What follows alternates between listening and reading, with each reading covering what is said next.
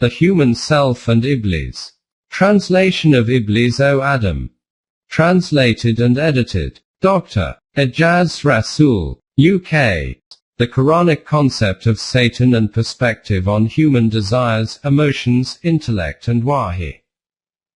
Author. Ghulam Ahmad Parwez. 9. The Quran and Human Intellect. In the previous pages we have discussed the various means of human knowledge, its limits and restrictions and its essentials and rudiments from an intellectual point of view. Within this context it appears appropriate now that we also study the Quranic explanations and analyze the teaching presented by it using the pragmatic test. In the first part, firstly human intellect, or rational thinking, was discussed, and it was described to what extent intellect is a basis for eminence and dignity for man and what great significance the Quran places on it. But together with this, also the sphere of influence and action, and domain of research and investigation of the intellect itself, beyond which it cannot advance. After this, it is essential that it grasps the hand of wahi and travels on the journey of life in its light. In other words, the relationship between wahi and intellect should be the same as that between the light of the sun and the human eye. In the same way that without the light of the sun the presence or absence of the human eye is equal. If an individual has an eye which cannot see, for him the existence or absence of sunlight also makes no difference. Hence, in order to journey on the highway of life, the need for both human intellect and the light of wahi are intrinsically linked. 9.1 The Quran and Human Intellect. Look at the Quran from the beginning to the end. On every page you will see an invitation to intellect and vision. Indeed, the address of the Quran is to human intellect and reason itself. The biggest accusation it levels against the rejectors of haqq and truth is that they do not make use of intellect and understanding. Deaf, dumb, and blind, they are void of intellect. 2. 171. It states that these people are in absolute darkness. And those who reject our laws, their condition has become such as if they are deaf and dumb, lost in the midst of darknesses profound. So for the one who wishes to tread on the wrong path, Allah's law is that he will remain wandering. And the one who wishes to tread on the straight path will move towards successes. This is the divine law. 6:39. The Quran declares those who do not employ intellect and reasoning to be the worst of creations. For the worst of beasts in the sight of Allah are the deaf and the dumb, those who understand not. 8:22. It states that such people are not human beings but are cattle and sheep, indeed, beyond even because animals, even though they are constrained, at least remain true to their instincts. Many are the jinns and men we have made for hell. They have hearts wherewith they understand not, eyes wherewith they see not, and ears wherewith they hear not. They are like cattle, nay more misguided. For they are heedless of warning. Opening parenthesis. 7:179. The Quran presents its invitation based on evidence, and does not ask for its acceptance to be based on blind reverence. Say, this is my way, I do invite unto Allah, on evidence clear as the seeing with one's eyes, I and whoever follows me. Glory to Allah, and never will I join gods with Allah. 12:108. This is why it says to those who are arrogant and to those who reject to present proof and evidence to support their claim. Those who give partners to Allah will say, if Allah had wished, we should not have given partners to him, nor would our fathers. Nor should we have had any taboos. So did their ancestors argue falsely, until they tasted of our wrath. Say, have you any certain knowledge? If so, produce it before us. You follow nothing but conjecture. You do nothing but lie. 6:148. But such evidence which is based on haqq and certainty Its basis should not be on conjecture and speculation, because conjecture and speculation have no place in the face of truth.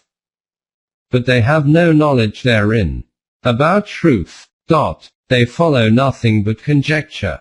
And conjecture avails nothing against truth. 53:28. This is why he has given the command, do not follow anything without knowledge and certainty, and pursue not that of which you have no knowledge.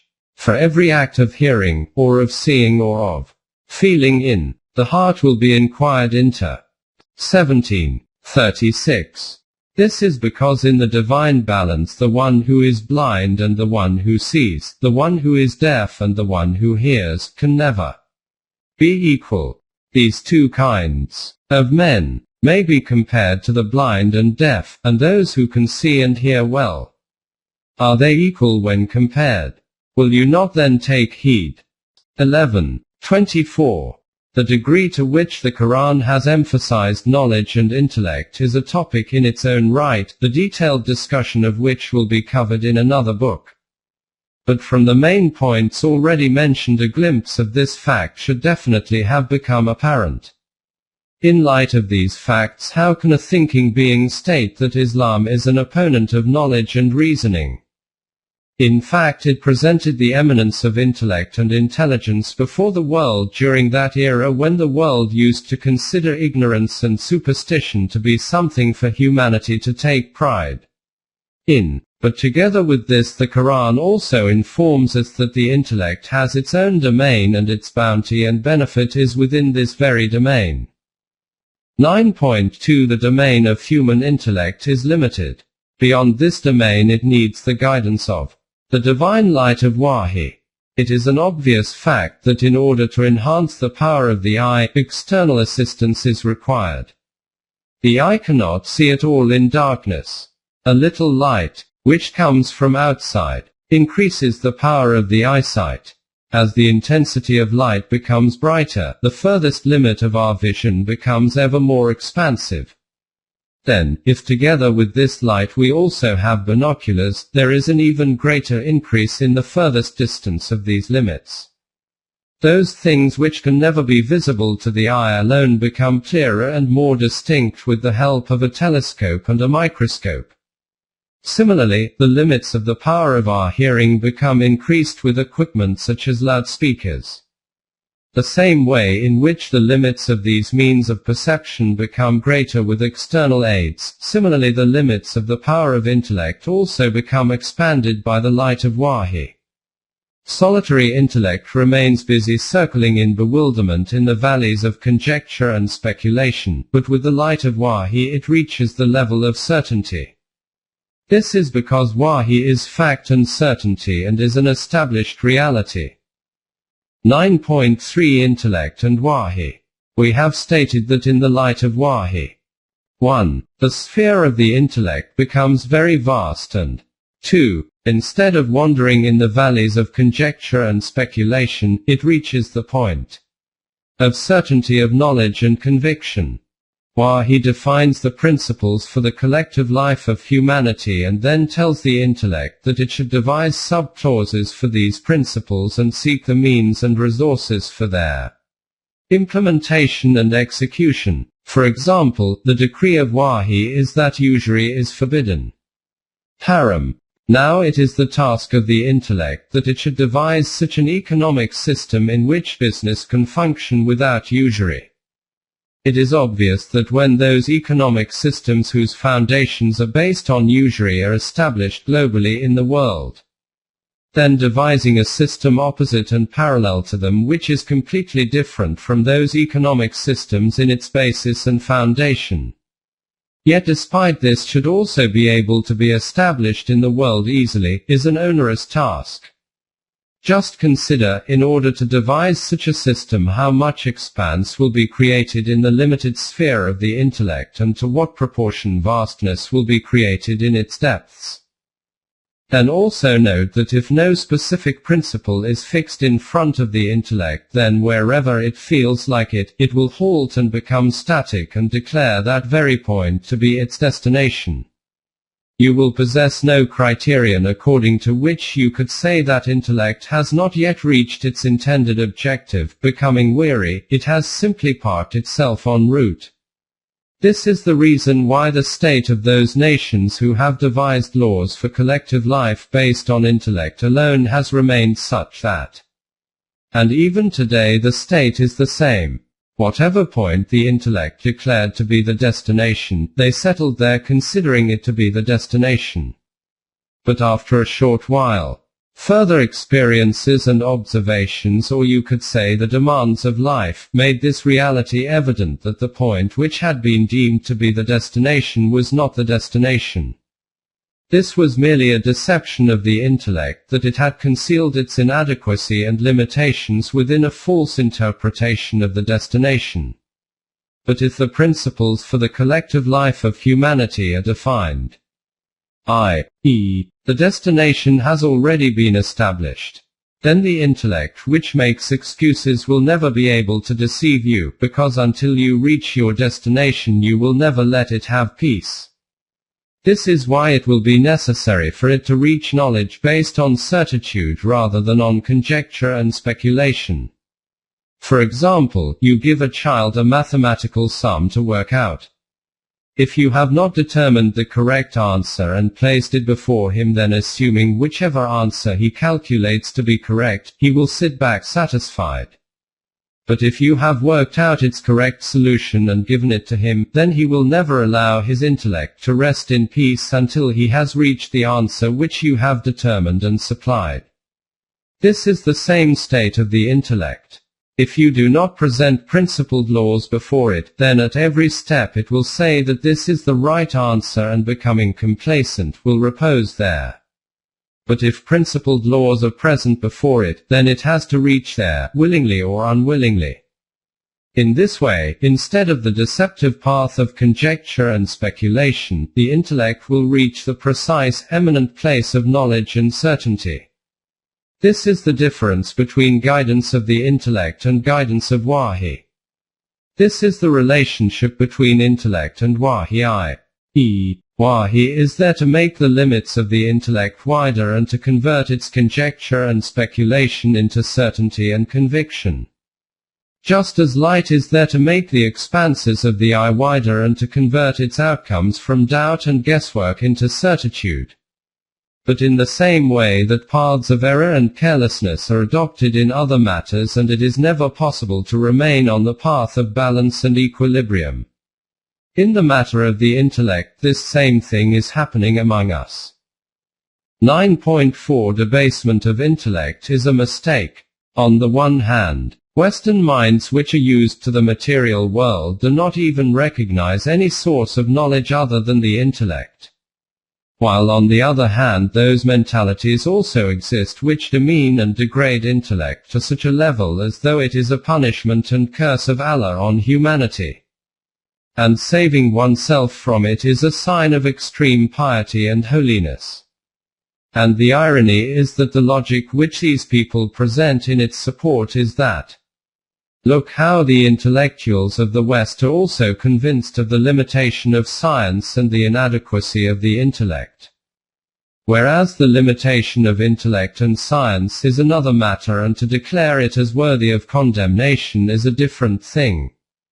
Science cannot advance its investigations beyond matter, this is its limitation, but within its sphere its scholarly endeavors are certainly deserving of admiration and appreciation. The domain of the intellect is the world of reasoning, it cannot step beyond this into the world of wahi. This is its shortcoming, but by this it definitely does not mean that even within its own domain it should be declared as worthy of being despised. By defining the limits of these domains, wahi assigns its true position to everything. This is the maslak stance of scholars seeking balance and truth, about whom the Quran has declared, behold, in the creation of the heavens and the earth, and the alternation of night and day, there are indeed signs for men of understanding, men who celebrate the praises of Allah, standing, sitting, and lying down on their sides, and contemplate the wonders of creation in the heavens and the earth. with the thought, Ah Rab, not for naught have you created all this. Glory to you. Give us protection from the penalty of the fire. Ah Rab, any whom you do admit to the fire, truly, you cover with shame, and never will wrong doers find any helpers. 3. 190 to 192. These are those stages where reasoning and wahi, i.e., intellect and revelation, mutually embrace each other. Or you can say that the wider sphere of Iman or wahi encompasses the smaller sphere of the intellect within itself. And by presenting its decisions in the court of wahi, intellect continues to obtain a certification of reality without which it has no value. 9.5 Reality becomes uncovered. After this, another matter appears before us. It has been explained in the first chapter that reality reveals itself on this blessed heart which is aimed to become the trustworthy abode for this supreme secret of the universe. The laws of nature exist in the highs and lows of the universe. Man discovers these laws through his knowledge, study, experiment and observation, i.e., by lifting the veils covering him, he unveils them, and in this way those laws go from being unseen to becoming known. These discoveries are the consequences of human effort and skill. As man continues to make strides in his knowledge and observations, the hidden forces of nature continue to become uncovered. But this is not the situation with wahi. In this, the recipient of wahi does not himself lift the covers over hidden reality, he is unable to do this. Instead, reality makes itself revealed on him, and it does not do this with anyone other than a recipient of wahi. This is the reason that wahi is neither the outcome of human effort and skill, nor can any human being who is not a Nabi share in it. In other words, wahi is not the outcome of the inner powers of a Nabi himself. 9.6 Wahi is external. It descends on him from outside. This is the fundamental distinction between human intellect and wahi. The characteristic of wahi is its objectivity, which in Quranic terminology is defined by the word tanzil. Descent. If you go through the Quran from the beginning to the end, at every point there is emphasis on the externality of wahi, and it has been explained in unambiguous words, i.e., that the descent of wahi is from the direction of Allah. It is a revelation sent down by Him, the Aziz, exalted in might, the Rahim, the Sustainer. 36. 5. And in another verse, the revelation of this book is from Allah, the exalted in power, full of wisdom. Verily it is we who have revealed the book to you in truth. So serve Allah, offering Him sincere devotion, by following His laws. 39. 1-2. Gabriel the trustworthy descended with it. Say, whoever is an enemy to Jibril, for he brings down the revelation to your heart by Allah's will, a confirmation of what went before, and guidance and glad tidings for those who have Iman. 297. The being of Allah is free from all aspects of space and direction, hence, by the descent of wahi is not meant that some entity does in actual fact come from a higher direction to a lower direction.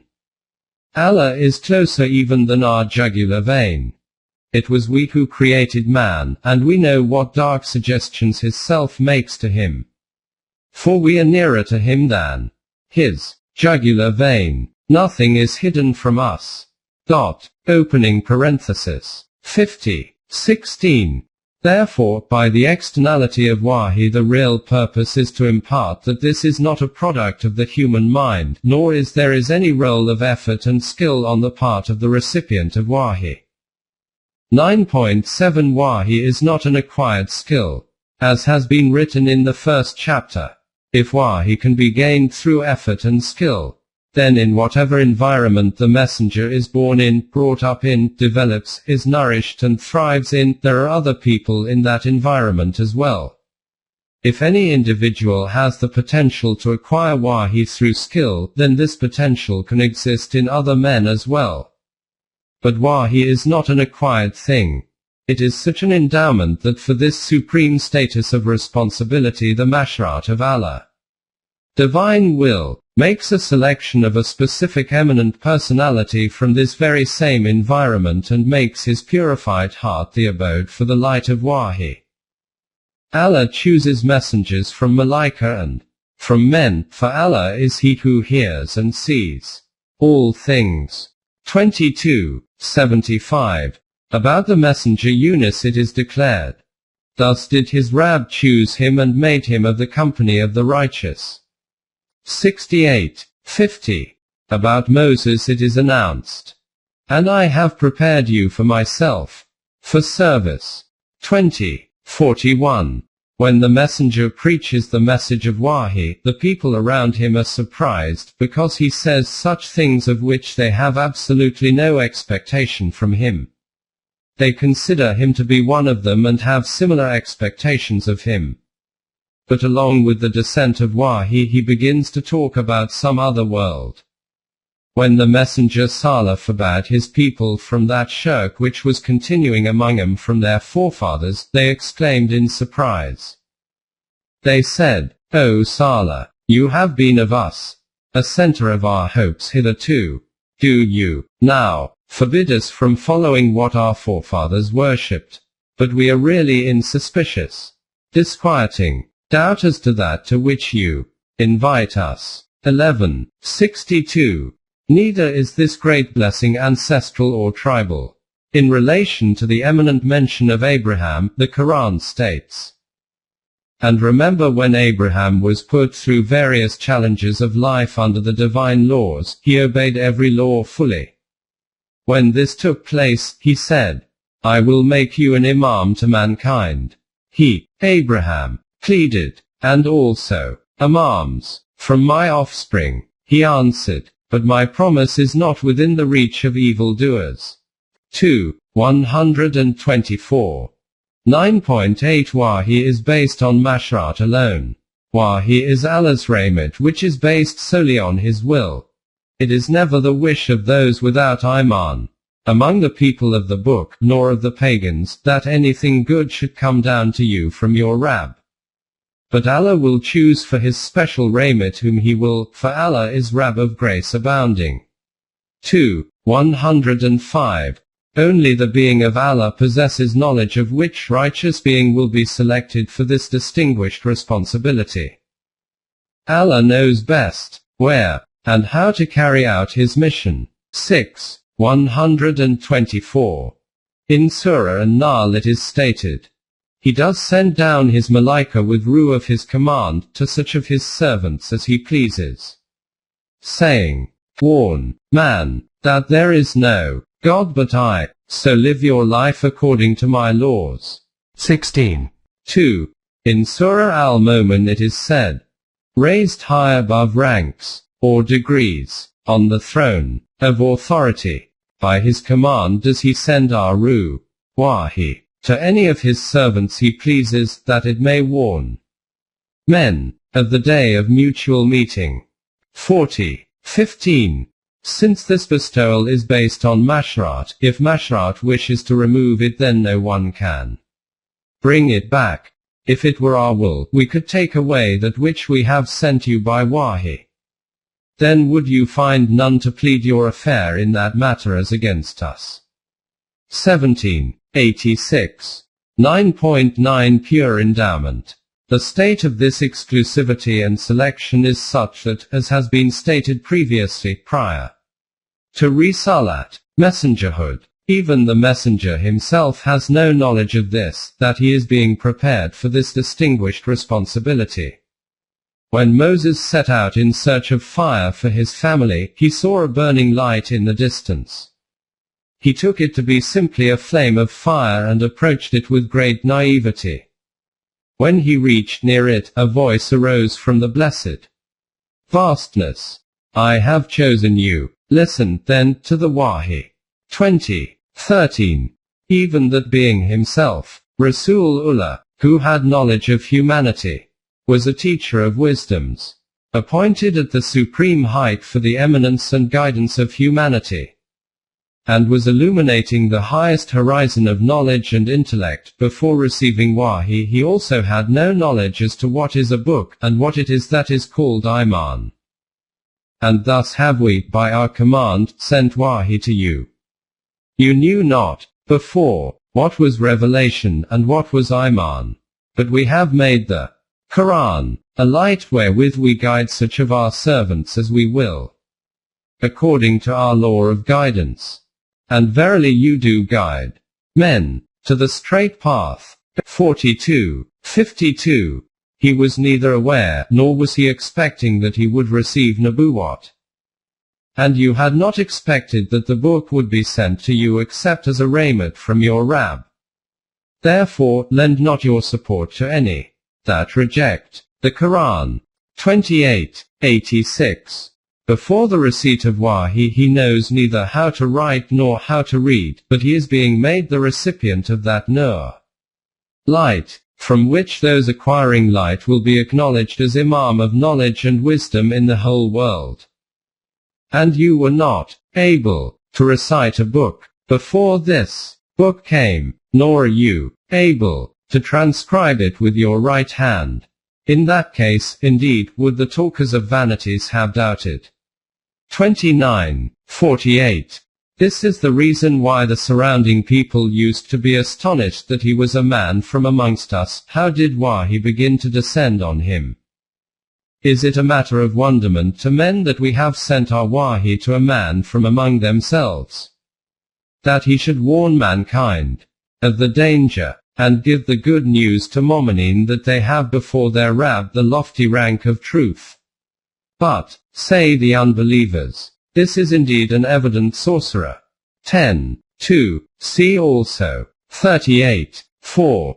This is why these people who were unfamiliar with the reality of Wahi used to say, why does Allah not talk to us? Say those without knowledge, why speaks not Allah unto us? Or why comes not unto us a sign? So said the people before them words of similar import. Their hearts are alike. We have indeed made clear the signs unto any people who hold firmly to Iman. 118. 9.10 How is this selection made? But by the choice of messenger and receipt of Wahi. It does not mean that Allah forbid, when the gaze rests on someone walking by, just select him for this responsibility. Can you imagine when divine Masharat made the selection of a man for the power of intellect and reason? Made it worthy of this capacity after causing this figure of clay and water to journey through umpteen evolutionary stages. Then on what a high stature of eminence of humanity will be that illustrious being who is going to be selected for a supreme blessing like Wahi, and whose enlightened heart is going to be made a trustee of the secrets and mysteries of the universe. In Surah Sa'd, after mentioning the Anbiya, it is stated, each of them was of the company of the best. 38:48. They were all of them the righteous ones in the universe, and were the best of creation and manifestations of supreme character traits. And you are on an exalted standard of character. 68:4. Hence, in order to understand this reality, how training begins under the guidance of Allah, of that being who is intended to ultimately be appointed for the task of Nubuwwat, and through how many different stages he is passed through to bring him to the point of Nubuwwat. Study the account of Moses in Surah Taha.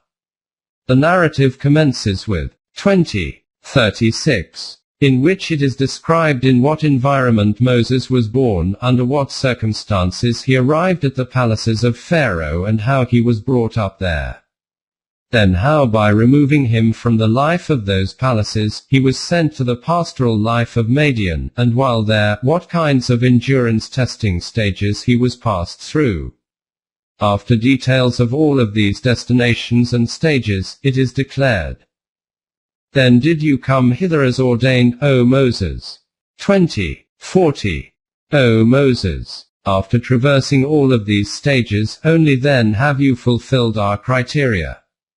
And after this it is stated, and I have prepared you for myself, for service. 20:41.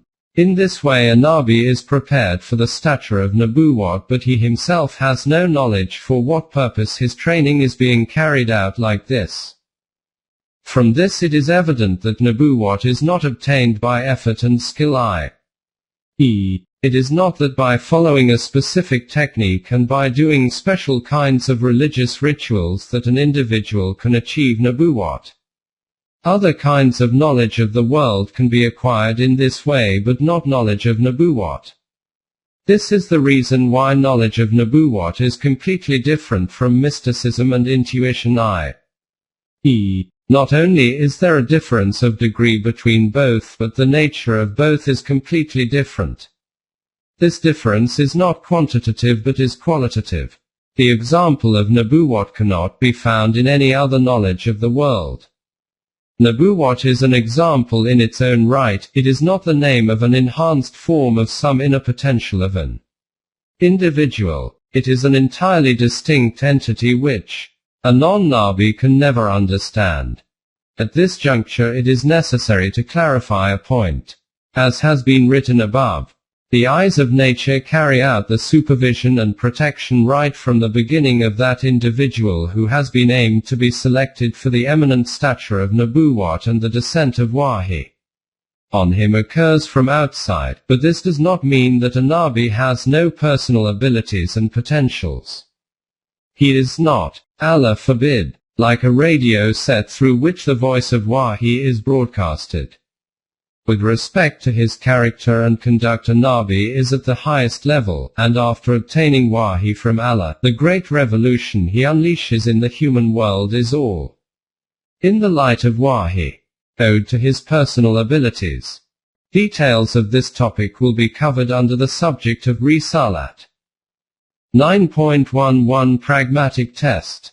We had also said that one great criterion by which to verify Wahi is the pragmatic test. Now let us examine this aspect. Since the only authentic and unadulterated treatise in the world of Wahi is the Quran, therefore in this connection only the teaching of the Quran will be presented. And the truth is that wherever the light of Wahi came, its teaching was fundamentally and principally the same as that which is within the Quran.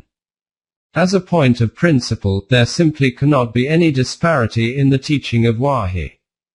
A difference only occurs at that time when human tampering in the teaching of Wahi results in alterations. And then from this teaching a few matters of principle will also be able to be presented, because all the volumes of Ma'arif al-Quran are dedicated to its elucidation. And even after this it cannot be assumed that its teaching has been completed. 9.12 Shirk. Now turn the pages of history back to the 6th century and see what was the state of the collective human condition in that era in the whole world. In this era Persia, Greece, Egypt and Rome were mighty centers of civilization and culture. Let us first examine the belief systems, and you will see that in these times shirk was prevailing over every aspect of thought and outlook in some form or another. And this ideology was not only confined to the superstitions of the illiterate. Even the greatest of scholars possessing wisdom and vision were seen to be suffering in the darknesses of this greatest injustice. Greek wisdom is viewed as being the most shining model of knowledge and enlightenment, but in his court case Socrates acknowledged this fact, that he believes the moon and the sun to be gods.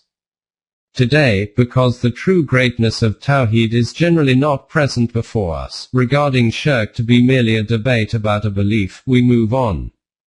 But if you scrutinize this closely, then you will see that shirk and Tawhid are not merely issues of oratory exchange, instead their connection is directly related to the principles and fundamental discourses of life. Just reflect that when man bows down before the artifacts carved by his own hands, or the manifestations of nature, can any iota of the eminence of humanity then remain in him? Those nations of the world to whom a share of success and prosperity falls, they first of all attain human stature, the prerequisite for which is that man does not bow down before someone lower than him or equal to him. This bowing down does not only mean that he should not bow before some figure made of stone or clay. Rather its meaning is that he should acknowledge only the law of one Allah, just as in the universe there is only one law in implementation and operation, and that is the law of Allah, which is called the law of nature. In the same way, only the law of Allah which is received through wahi should be operational in human society. But if some individual considers some other individual's law or his own self-created law as deserving of his obedience, then this will be the greatest shirk. 9.13 The sum total of character. After beliefs, let us move on to the collective character. Mulukiyat, dictatorship, was an accepted structure in the system of government and no voice used to be raised against it. Never mind raising a voice in opposition, it had acquired such a status of reverence that it was accepted as a divine right. And along from this the chains of priesthood gripped every nook and cranny of the heart and mind from every direction. In social life, the division of human beings into sects based on race was being carried out. The vanquishing and erosion of these iron walls of castes and subcastes was not within the remit of anyone. The confines of color and race, and country and nation, had split mankind into fragments, the essential outcome of which was that instead of the criterion for the dignity of being human simply that of being human, it was declared to be that of different affiliations and identifications. Nowhere was man recognized as being a human being. Instead his rights and dues were defined according to country and descent, and family and tribe. During man's era of ignorance, theft was called a crime if it was within one's own tribe, and a deed worthy of appreciation if it was in another tribe. But this distinction, extending beyond the valley of ignorance, had become the principle of life in the arena of civilization too. So much so that according to Roman law, people out with the boundaries of the country were not considered to be human beings. Within the boundaries of the kingdom the rights of citizenship as a free man and its associated benefits were available. But out with these borders all human beings were considered to be savages and enemies. Now let us come on to the economic system, where capitalism was exactly the same kind of established system just like Mulukiyat. One branch of these non-natural systems of life was the curse of slavery, which had become declared to be an intrinsic part of the human collective character. In the household of Aristotle there were 70 slaves and he used to give 70 reasons for the legitimacy of slavery. All in all, cast an eye on any aspect of the history of the civilized world of this era, and everywhere the pattern of life was similar to this. Leaving aside any word of complaint rising to the lips in opposition to this pattern of life, there used to be no qualms or heaviness felt anywhere within the depths of the hearts, even as if this style of life was understood to be perfectly in line with human nature.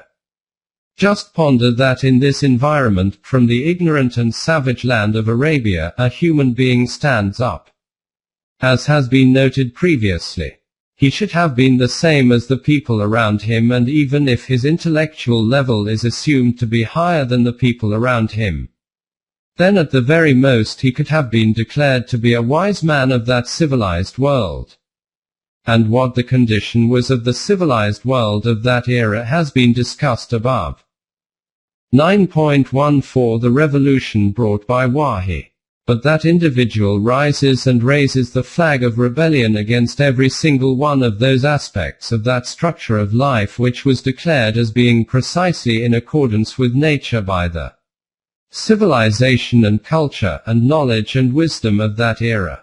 He becomes introduced as the claimant of such a revolution in which the very foundations of this structure of lies are uprooted and cast aside.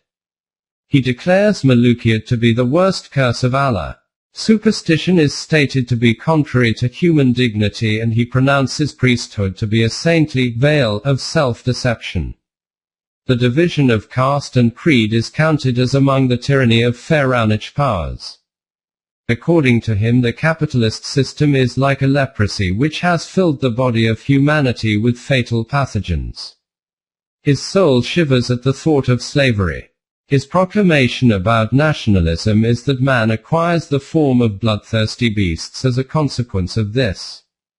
He rises up and, calling on the whole world, proclaims that no human being has the right to rule over another human being. He states that the connection of man with Allah is direct. For this, there is no need for any intermediate medium of priesthood. He announces that the criterion for human eminence and dignity, and status and righteousness, is his character and deeds, the foundation of which is on Iman. No man has priority and superiority over another human being by virtue of birth.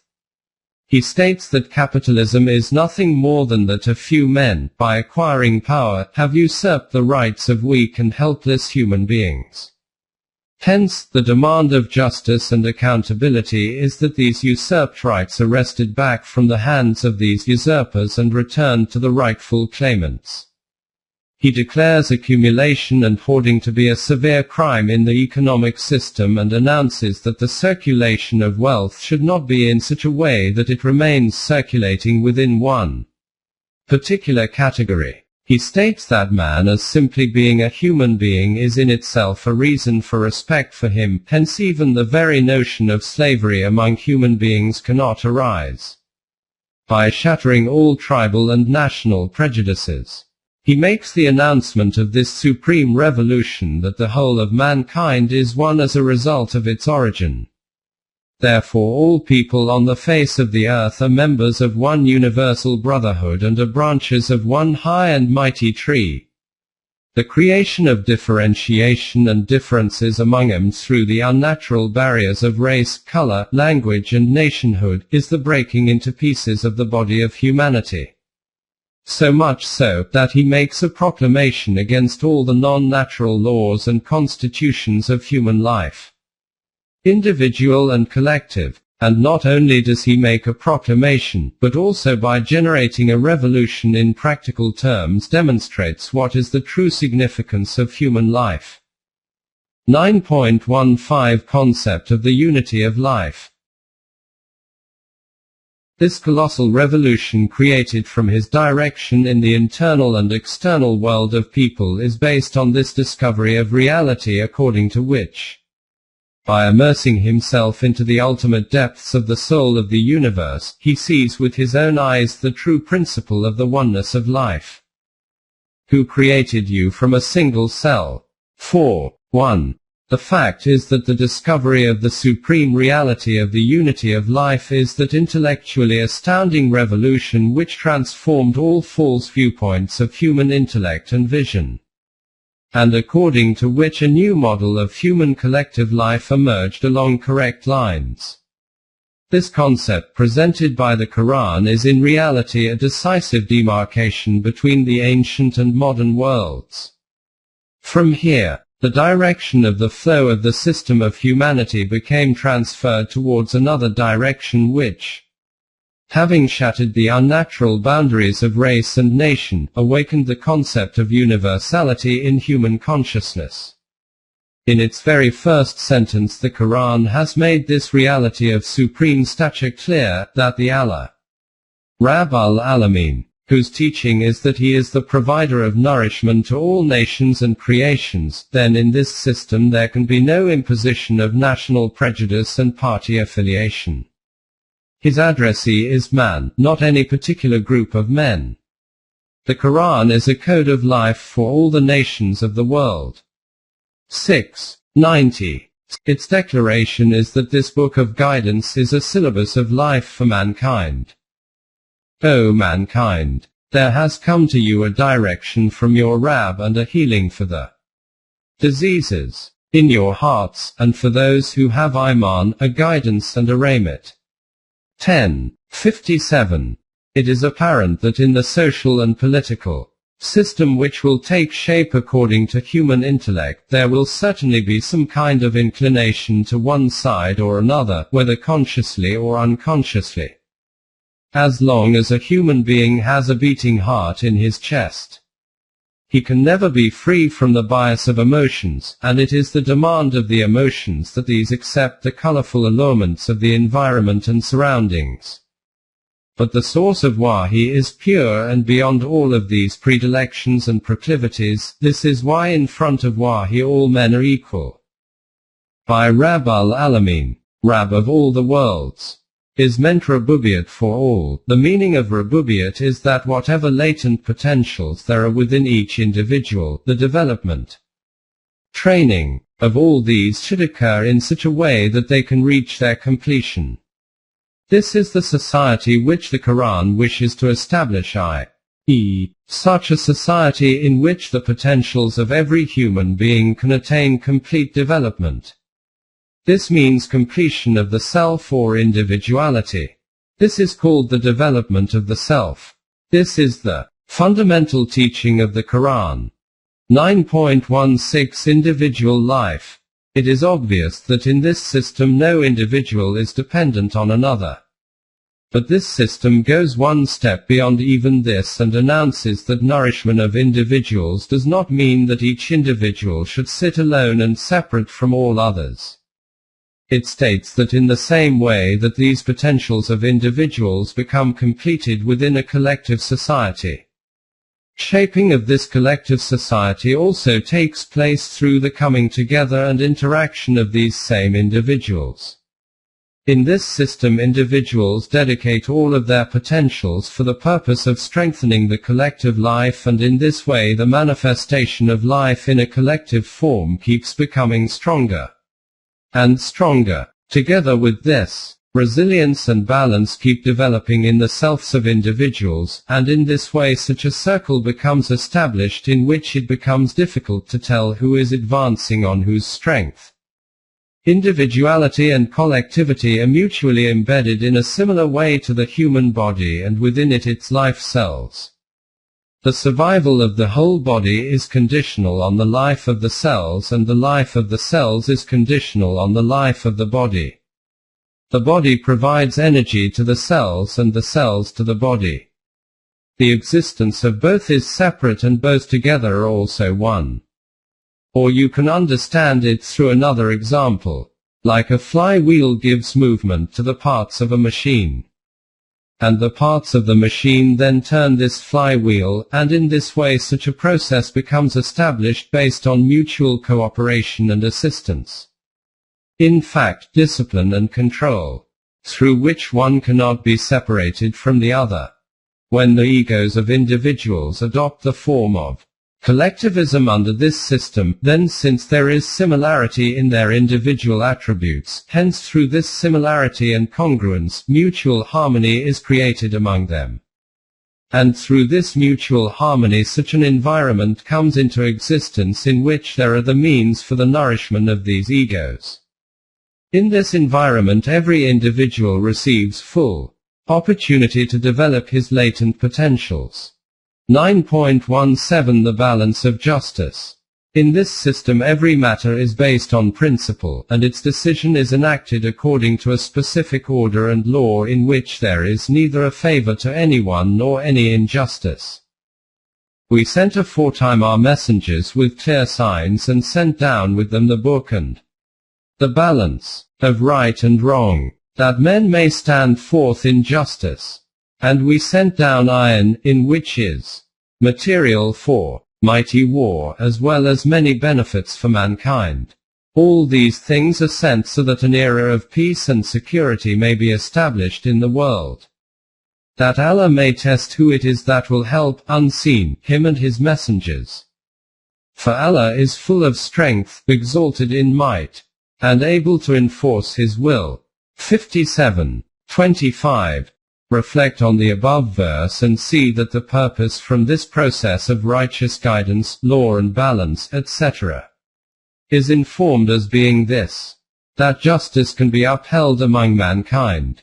This is why the aim of the Quran is the growth and well-being of the whole of mankind, while that which is for the good of mankind remains on the earth.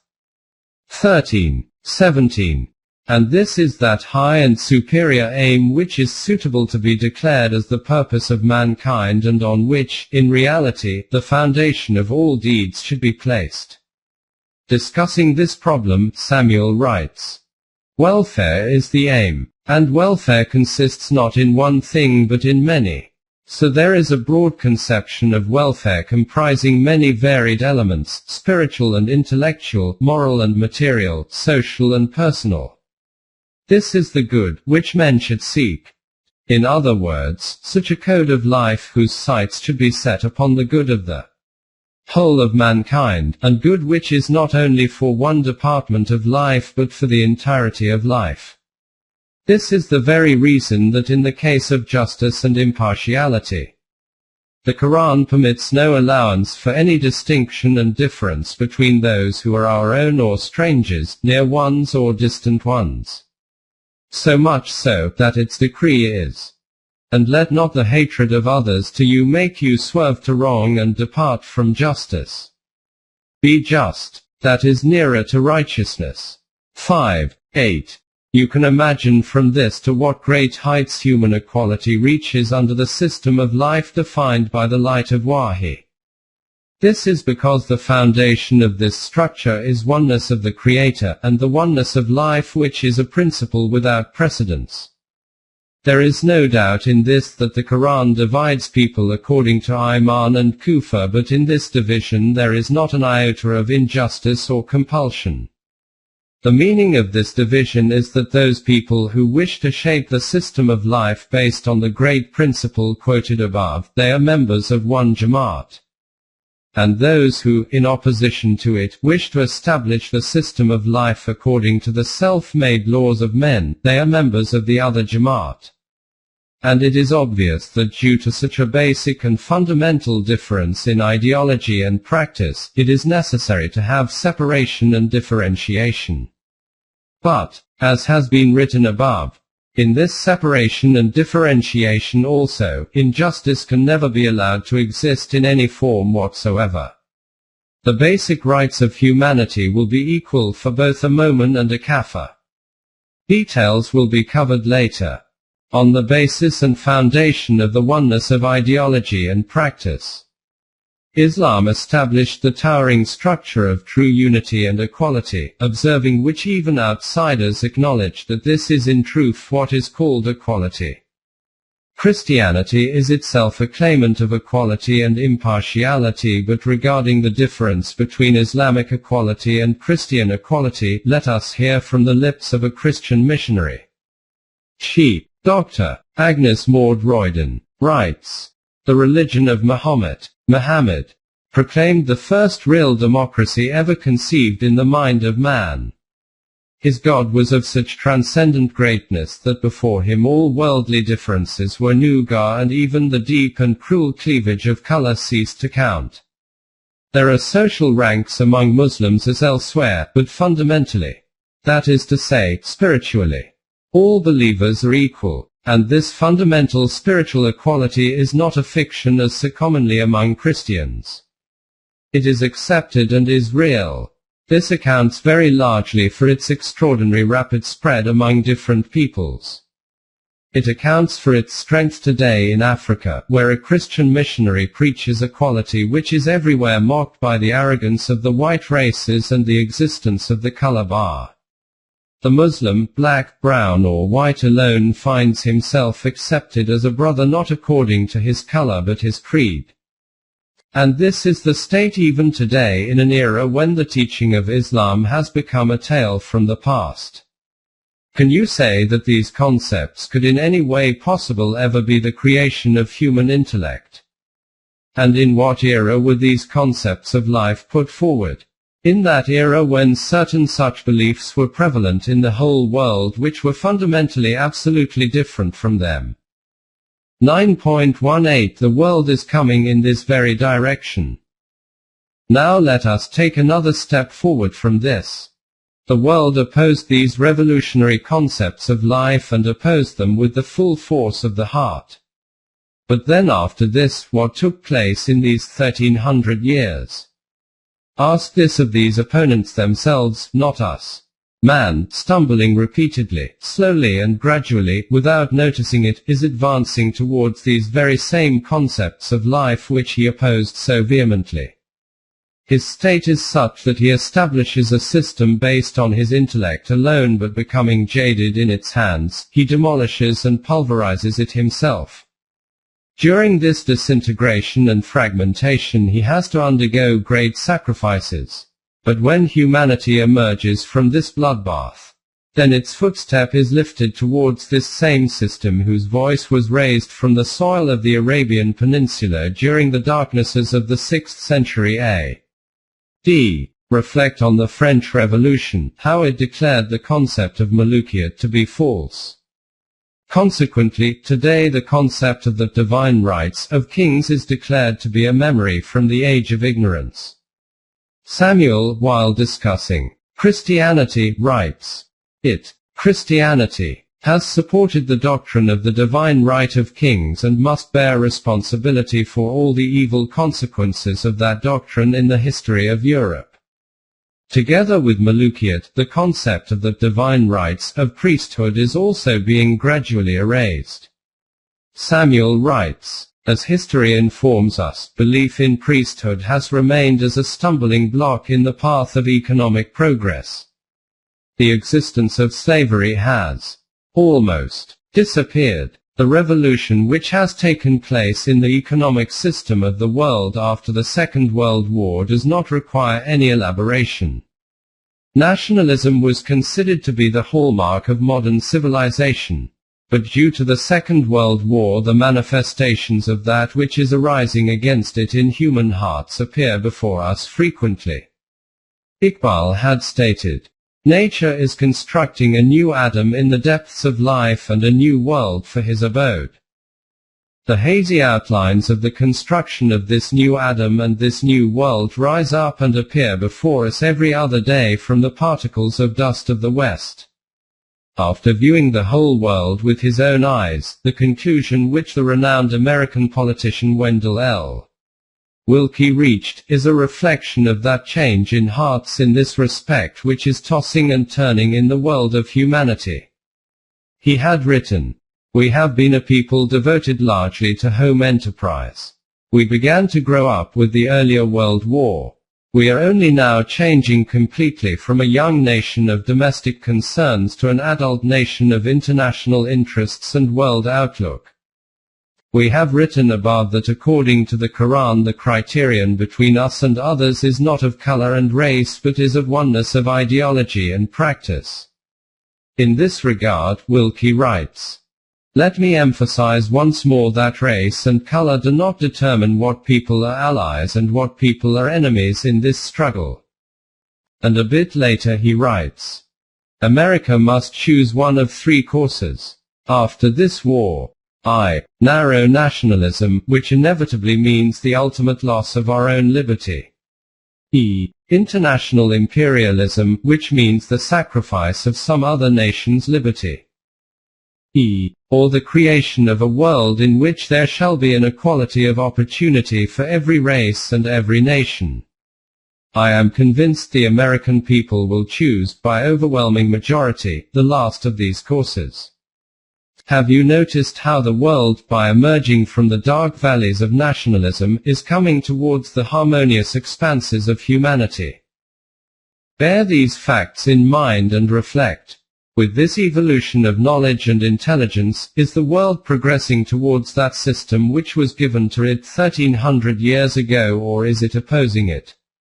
You will see without any iota of doubt or speculation that after trial and error of each and every aspect of the non-divine system of life, the world keeps abandoning it, and in this way, by a process of elimination, is now steadily marching towards the correct system of life. And in this way all its wisdom and intelligence is in reality bowing down on the eminent threshold of that presenter of the revolution, who proclaimed that divine system for the collective life of mankind which is precisely in line with human evolution. And together with this he also made this proclamation that this system is not a creation of my intellect, instead its source is the knowledge of Allah. Wahi. After this, does any need remain for some other evidence about the truth of Wahi? And furthermore, when you have seen the links in this system presented by that eminent and distinguished being in the light of your intellect and reasoning, tested it through experience and observation that it is in fact based on reality, then is it not an inevitable conclusion from this that this reality should be acknowledged, that the part of its teaching on which the world has not yet been able to act cannot be wrong? The proponent of this revolution had stated 1300 years ago, do not reject this teaching just because it is not within your comprehension yet. It is indeed based on vision and wisdom from top to bottom. The level of your knowledge and intelligence has not yet risen so high that you can encompass it. Consequently, as the level of human knowledge and intelligence kept rising, man witnessed how truthful this claim was. Then does this conclusion not follow from this, that whatever part is remaining it should also be acknowledged that it is precisely in line with knowledge and vision? But so far the intellectual level of our time has not yet risen to that level from which it can acknowledge its truth. 9.19 European system is not Islamic. At this juncture it is considered necessary to enlighten a point. Although Europe has evaluated some parts of the Quranic system of life on the basis of knowledge and intellect, it has not implemented this system completely in a practical form. It has borrowed small parts at some places. But the Quranic system cannot be divided up into constituents and portions. It is a complete system which it is necessary to adopt in full. It is a machine whose every part is functioning in its own assigned place. By the taking out of its parts and fitting these into different machines, the results from the original machine can never be established. This is why it is stated, enter into Islam wholeheartedly. 208. This system will have to be accepted as a complete whole, as the mixing of haq and battle is shirk. The constituents of the Quranic and non-Quranic system cannot be combined together. The truth is that the real issue is not about different social or political laws and constitutions, but is about that foundation on which the whole structure is established. And this foundation is the acceptance of this supreme reality, that the establishment of the correct system of humanity is only possible in the light of that teaching which is based on comprehending complete reality. The source of this teaching is Wahi, and its other name is Iman Billah. Although Western thinkers of the modern era are emerging from the darkness of the mechanical concept of the universe, that complete concept of Allah, the wise and omniscient, which Wahi puts forward, has not appeared before them, though its vague signs are being felt here and there. And it is obvious that when the foundation itself has not yet been shaped on the correct lines, then how can the structure built on it be conceived to be true? This is the reason that in the political field, whether it is the system of Western democracy, or in the economic world the communist doctrine, or other similar kinds of laws and constitutions, these can never be declared as an Islamic system. The most that can be said about them is that these are voices of protest against those laws in which humanity is continuing shackles until this time. And this voice has been raised under the influence of that which the Quranic teaching has created imperceptibly in the environment. This is the very reason that they are extremely unhappy at the hands of the system of life which is established in Europe today, and are in search of such a system which can convert this anxiety and unhappiness into peace. And in this search they are certainly becoming aware of this fact, that the foundation of this system can only be based on the correct religion, not on intellect alone. In this regard Samuel writes, the world does indeed urgently need religion. Man will not live like beasts of the field forever, intent only on material things and physical satisfactions. A spiritual striving is innate. The intellectual conviction that the universe we perceive is not all leaves us with a sense of void. We have been asked to believe many incredible things, but that there is nothing to be believed would be the most incredible of all. It is due to the absence of this Iman that today the world is becoming a hell of dissatisfaction, and in the search of which every gaze with foresight is roaming desperately. According to Professor Cobban, anyone who has held that a man can live without faith should study the youth of today in their pathetic quest for something to believe in. It is the ever-illuminating lamp of Iman which causes this truth to become unveiled on man, that life is not an thing to be measured on the scales of today and tomorrow, it is a perpetually flowing stream in front of whose continuity and infinitude the Milky Way is also just like some dust on a path. In this regard Professor Joad writes, "It is life's dynamism that induces man with aspirations. This is what inspires it to creativity and unravel the truths, and thus it struggles ahead, but faith was lost when this corporeal being was thought to be the ultimate aim." 9.20 Iman and character. It is Iman itself which produces correct results in any system. Even the best of systems cannot produce results until the people at the helm of affairs operate it with the purity of their hearts and vision. If you judge a system via mathematical calculations, it will demonstrate extremely pleasant results, but in the practical world its outcomes will not manifest as such. This is because if this system is implemented through machines, then external influences will have no effect on it. But in place of machines, it is implemented through the hearts and minds of human beings. Accordingly, until in this system there is the ability for purification of the intellect and vision, it will not be able to produce pleasant outcomes. The foundation of the system which is established through Wahi is on this great fact that eminence of character is inherently mandatory for the Jamaat running this system.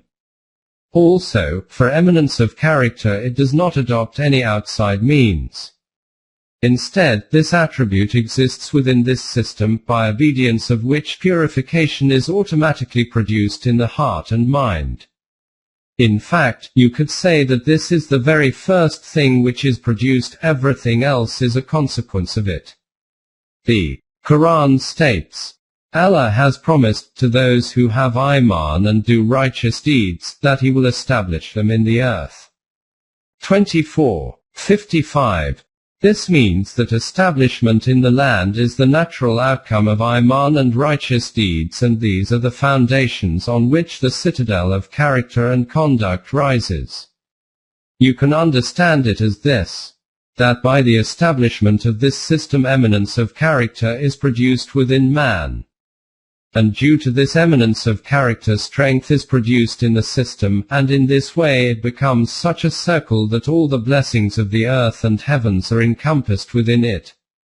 The Quran states, "And for a paradise whose width is that of the whole of the heavens and of the earth." 3:133. This is that system whose basis is on Iman, and without Iman character cannot acquire resoluteness.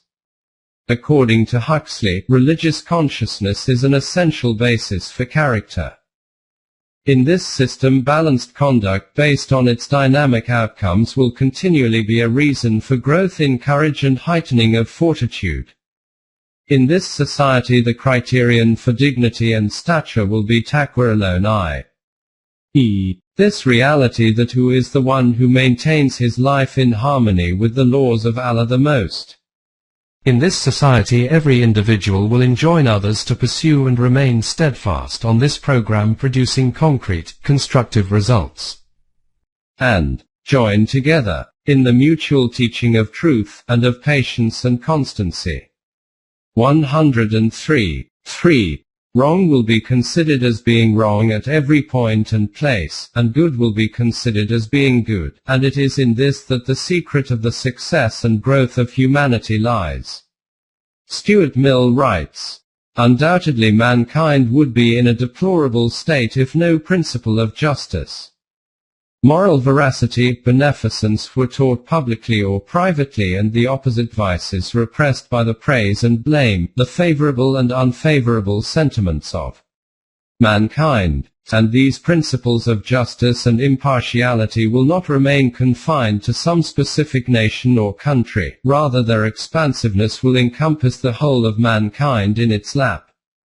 This is the teaching of Wahi, and today the demands of the times have caused every thinking being to reach this conclusion. The emphasis of religion was first laid upon the salvation of the individual soul. Then, when the importance of social morality came to be recognized, it stressed the virtue also of social effort and sacrifice. Now that there is urgent need for the strengthening of the foundation of an international morality, it is upon that as well that the religions are called upon to focus their action. The times demand a simultaneous parallel movement by all the churches everywhere to promote world fellowship through religion. 9.21 Character is dependent on Iman. We have stated that eminence and fortitude is produced in the human character through Iman. In the world of human interaction, it is possible that you may declare honesty to be the best policy course of action, as a matter of convenience, or in order to gain respect in society and to live a life of popularity in the world you espouse honesty and a path of good relationships. It is also possible that you may consider this path to be better according to wisdom and reasoning, or you may naturally happen to be humble, balanced, well-mannered and compassionate. Or considering some works of charity and donation as being noble acts, you carry these out as a matter of custom. Nothing among these can be called steadfastness of character. Eminence of character has neither any connection with decisions of the intellect, nor with customary acts and conduct. Strength of character and eminence is connected to a conversion of the heart. Its whole structure becomes raised and organized on the foundations of the heart. Until the time that a revolution does not take birth within the world of the heart.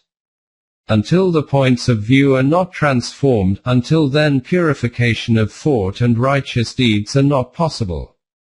And beautification and adornment of character is the very name of purification and organization of thought and vision, and not of decisions based on intellect alone.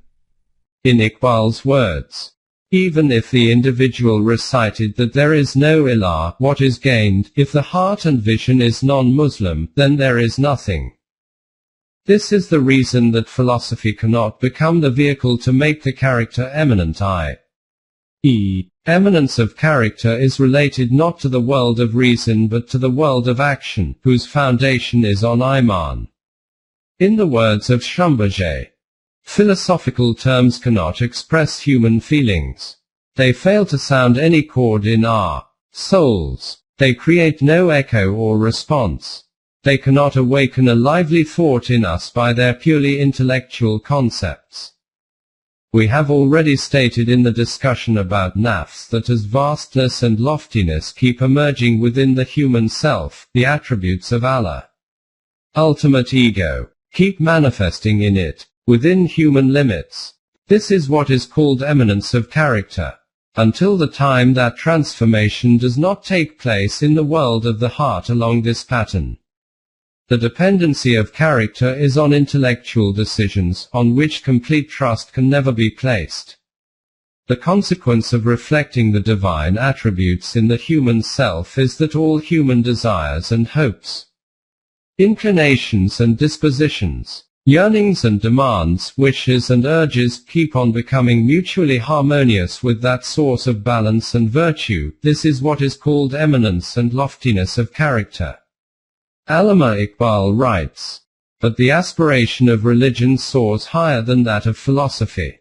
Philosophy is an intellectual view of things, and as such, does not care to go beyond a concept which can reduce all the rich variety of experience to a system. It sees reality from a distance, as it were. Religion seeks closer contact with reality. The one is theory. The other is living experience, association, intimacy.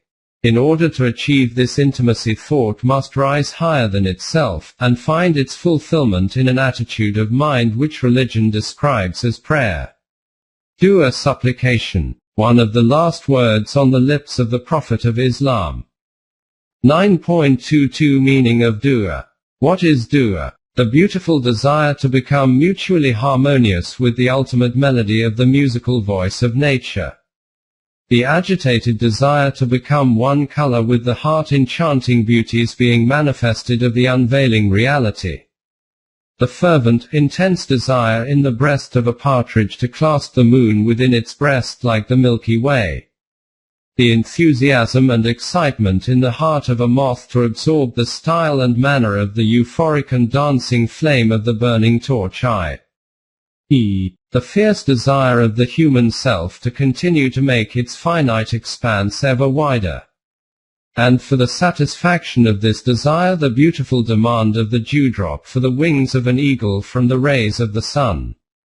If we observe closely, then we will see that Iman, dua and deed are all rays of one flame and petals of one flower.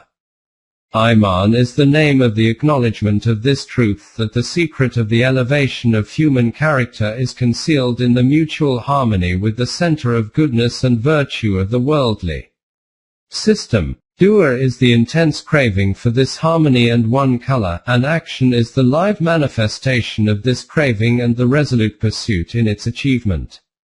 The renowned psychologist William James writes, "It seems probable that in spite of all that science may do to the contrary, men will continue to pray to the end of time.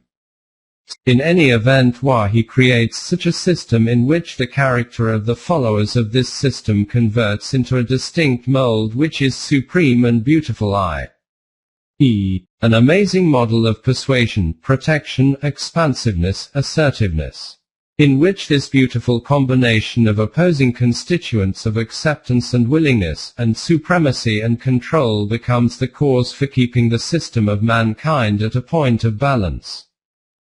9.23 Superman as defined by Nietzsche.